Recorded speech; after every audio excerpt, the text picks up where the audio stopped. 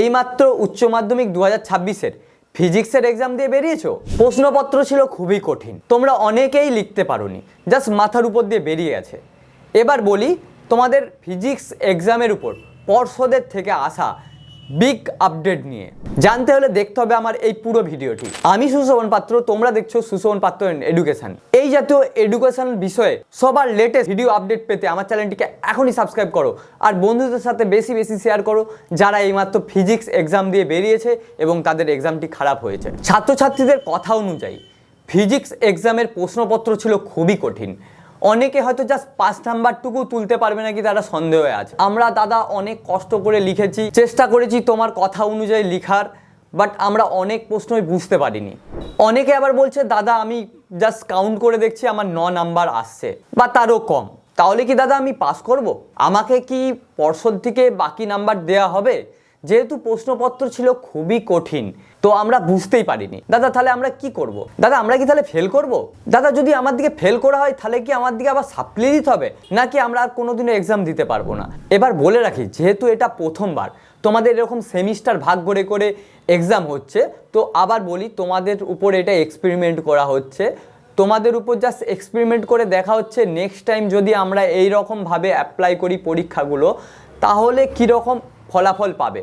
আরও একটা জিনিস তোমাদের কাছে ক্লিয়ার করি, তোমরা যে টিউশন স্যারের কাছে পড়াশোনা করো বা যাদের কাছে তোমরা প্রাইভেট টিউশন নাও তারাও কিন্তু ভালোভাবে জানে না এবছর কীরকমভাবে প্রশ্ন আসবে বা কী প্যাটার্নে প্রশ্ন আসবে। তারাও কিন্তু জাস্ট তোমাদের উপর এক্সপেরিমেন্ট করে দেখছে, তোমার দিকে জাস্ট বলে দিচ্ছে এগুলো ইম্পর্টেন্ট, তোমরা এগুলো পড়ে যাও, তোমাদের হয়তো এটা পরীক্ষায় পড়তে পারে, বাট তারা কিন্তু জানে না যে আদৌ কি এটা পড়বে নাকি। এবার পর্ষদ যেটা করেছে, পর্ষদ তোমাদের প্রত্যেকটা প্রশ্নকে ঘুরিয়ে ঘুরিয়ে লিখেছে। তোমরা দেখবে ম্যাক্সিমামটাই, প্রশ্নপত্রটা দেখো ভালোভাবে, ম্যাক্সিমামটাই বই থেকে এসেছে, বাট ঘুরিয়ে পেঁচিয়ে, যেটা তোমাদের বুঝতে খুব অসুবিধা হয়েছে। আমি আগেও বলেছি প্রথমে তোমরা একটা কাজ করবে, প্রশ্নপত্রটা নিয়ে চেষ্টা করবে বোঝার। জাস্ট প্রথম 10 থেকে 15 মিনিট দাও প্রশ্নপত্রটাকে, বোঝার চেষ্টা করো যে এটা কি বলতে চেয়েছে, আর প্রথম মার্কিং করো যে এগুলো আমি লিখতে পারবো। তোমরা এইভাবে প্রসেস চেষ্টা করো, দেখবে তোমরা বেটার কিছু লিখতে পারবে। এবার বলি, যেহেতু তোমার দিকে খুব কঠিনভাবে ঘুরিয়ে পেঁচিয়ে দেওয়া হয়েছিল, তোমরা যদি ওখানে কিছু লিখে থাকো তাহলে চান্স থাকে যে ওখানে কিছু নাম্বার আসার। এবার যদি সেটা তোমাদের সঠিক উত্তর হয়ে যায় সে তো কোনো কথাই হবে না। এবার যদি বাই চান্স তোমাদের ভুল হয় আনসারটা, তাহলে সেখানে চান্স থাকে 1-2 নাম্বার পেয়ে যাওয়া। এবার এক্সাম থেকে বেরিয়ে আমাকে অনেকেই মেসেজ করছো যে স্যার বা দাদা আমি অনেক প্রশ্ন অ্যাটেন্ড করেছি, আমি যোগ করে দেখছি স্যার আমি 9 পাবো, বাট আপনার কথা অনুযায়ী আপনি যেইভাবে বলেছিলেন যে আমি কিছু না কিছু লিখে আসতে বা প্রত্যেকটা প্রশ্নই চেষ্টা করতে কিছু না কিছু লিখতে, আমি কিন্তু লিখে এসেছি, তাহলে কি আমাকে পাস করে দেওয়া হবে?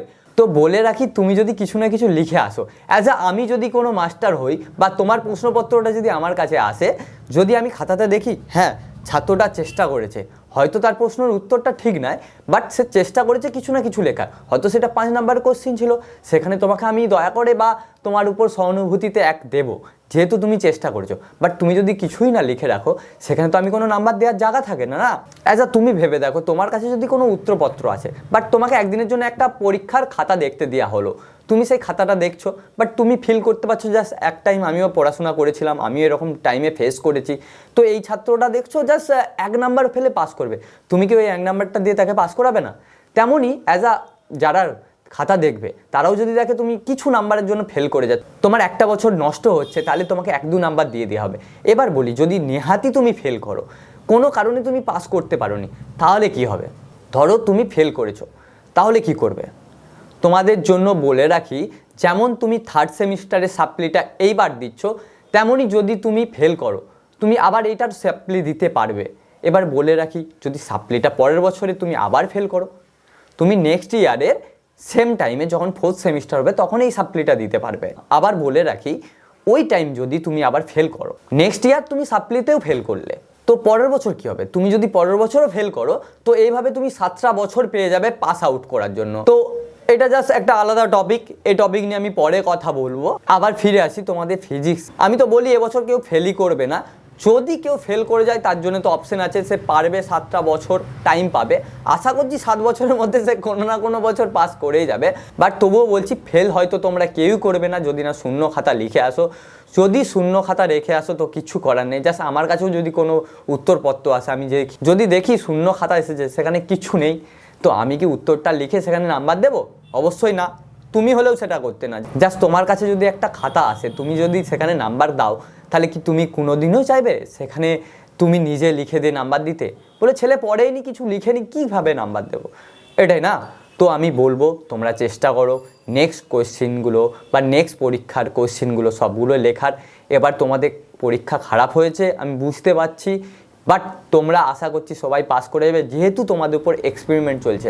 আর আমাদের মাননীয় মুখ্যমন্ত্রী তো বলেইছেন সবাই পাস করবে। আর পর্ষদ থেকেও বিশেষভাবে নোটিশ দেওয়াই আছে, যেমন খাতা দেখার প্রতি নমনীয়তা করাই হয়।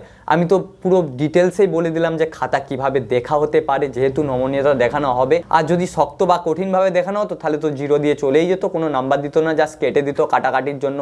যেহেতু তোমাদের উপর এক্সপেরিমেন্ট করা চলছে, তোমাদের চান্স বেড়ে যায় পাস করার, তো সবাইকেই বলবো নেক্সট প্রশ্নগুলো একদম ফাঁকা রেখে এসো না। তো তোমাদের সবাইকে বলবো নেক্সট পরীক্ষা প্রশ্নগুলোতে একদমই ফাঁকা রেখে এসো না, লেখার চেষ্টা করো, কিছু না কিছু লেখার চেষ্টা করো। অবশ্যই তোমরা পারবে, সবাই করতে পাস, অবশ্যই তোমরা সবাই করবে পাস, এটা আমার গ্যারান্টি। জাস্ট লিখো, এত টেনশন করো না, টেনশন করার কিছু নেই, পর্ষদ তোমাদের সাথে আছে। তো এরকমই এডুকেশনাল ভিডিও পেতে আমার চ্যানেলটিকে এখনই সাবস্ক্রাইব করো আর পাশে থাকা বেল আইকনটি দাবিয়ে অল করে দাও, যাতে এই ধরনের সমস্ত লেটেস্ট আপডেট, যাতে এই ধরনের লেটেস্ট নিউজ সবার প্রথম তোমার কাছে চলে আসে। দেখা হচ্ছে নেক্সট কোনো ভিডিওতে। Tata bye.